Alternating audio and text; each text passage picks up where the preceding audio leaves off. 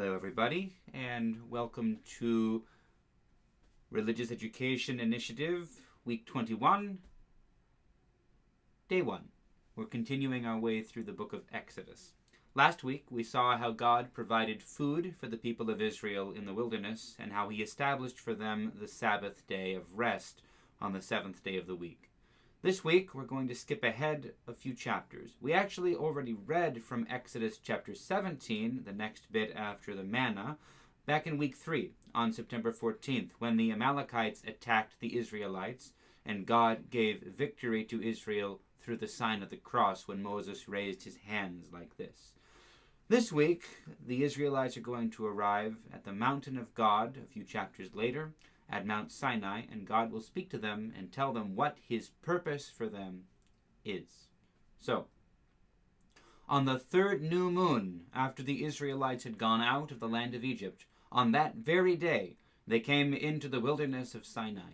They had journeyed from Rephidim, entered the wilderness of Sinai, and camped in the wilderness. Israel camped there in front of the mountain. Then Moses went up to God.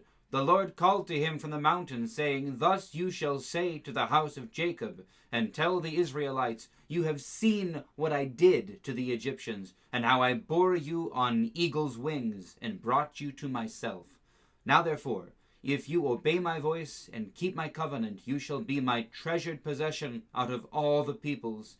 Indeed, the whole earth is mine, but you shall be for me a priestly kingdom, and a holy nation. These are the words that you shall speak to the Israelites." So Moses came. He summoned the elders of the people and set before them all these words that the Lord had commanded him. The people all answered as one, "Everything the Lord has spoken, we will do." Moses reported the words of the people to the Lord. Then the Lord said to Moses, "I am going to come to you in a dense cloud, in order that the people may hear when I speak with you, and so trust you ever after." When Moses had told the words of the people to the Lord said to Moses, "Go to the people and consecrate them today and tomorrow. Have them wash their clothes and prepare for the third day, because on the third day the Lord will come down upon Mount Sinai in the sight of all the people. You shall set limits for the people all around, saying, 'Be careful not to go up the mountain or to touch the edge of it. Any who touch the mountain shall be put to death. No hand shall touch them, but they shall be stoned or shot with arrows. Whether animal or human being, they shall not live. When the trumpet sounds a long blast, they may go up on the mountain.'" So Moses went down from the mountain to the people. He consecrated the people, and they washed their clothes. And he said to the people, "Prepare for the third day. Do not go near a woman." On the morning of the third day there was thunder and lightning, as well as a thick cloud on the mountain, and a blast of a trumpet, so loud that all the people who were in the camp trembled. Moses brought the people out of the camp to meet God. They took their stand at the foot of the mountain. Now Mount Sinai was wrapped in smoke, because the Lord had descended upon it in fire. The smoke went up like the smoke of a kiln, while the whole mountain shook violently. As the blast of the trumpet grew louder and louder, Moses would speak, and God would answer him in thunder. When the Lord descended upon Mount Sinai to the top of the mountain, the Lord summoned Moses to the top of the mountain, and Moses went up. Then the Lord said to Moses, "Go down and warn the people not to break through to the Lord to look, otherwise many of them will perish. Even the priests who approach the Lord must consecrate themselves, or the Lord will break out against them." Moses said to the Lord, "The people are not permitted to come up to Mount Sinai, for you yourself warned us, saying, 'Set limits around the mountain, and keep it holy.'" The Lord said to him, "Go down, and come up, bringing Aaron with you, but do not let either the priests or the people break through to come up to the Lord, otherwise he will break out against them." So Moses went down to the people and told them.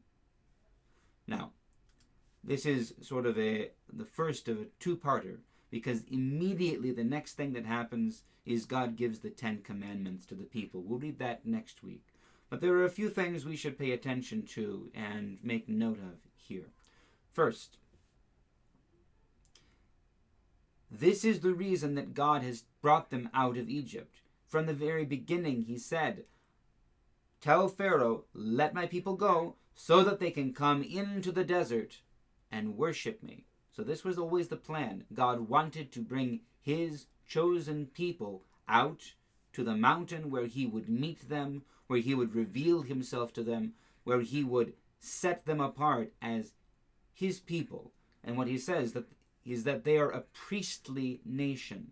He says all the nations of the earth belong to God, but he wants Israel to be his nation of priests. They have a role to minister his grace, his presence, his law, his truth to all the nations. That is their role. That is their job. They are set apart and they are called to be different. And this is a calling and a difference that we have inherited, that we have been grafted into as Christians. This is why St. Peter says at least 1,000 years later, he says, but we are a chosen generation. We are a royal people. We are a holy nation. We are a people set apart by God, a royal priesthood, I should say. We are a chosen generation, a royal priesthood, a holy nation. He's referring directly to this statement of God, that Israel is his priestly nation, to minister the grace and the love of God, to show forth the praises of the one who has called us out of darkness and into his marvelous light, to quote St. Peter some more. So, the people of God have a ministry. They are ordained, and this is what is happening. They are being ordained as God's priestly nation to minister his presence among all nations. Next, the people must prepare themselves. They have to wash their clothes. They have to abstain from intimacy. This is when it says stay away from a woman. He's talking about not engaging in physical intimacy here. There are things that they have to do to prepare to encounter God. But the other thing that we have to notice is, how long does God tell them that they need to prepare? They prepare 2 days, and on the third day, God will meet them.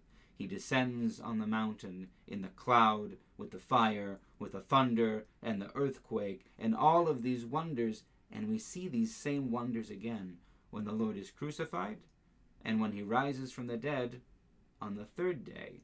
Then, once again, a new people the Christian people are consecrated to be that holy priesthood, that nation set apart.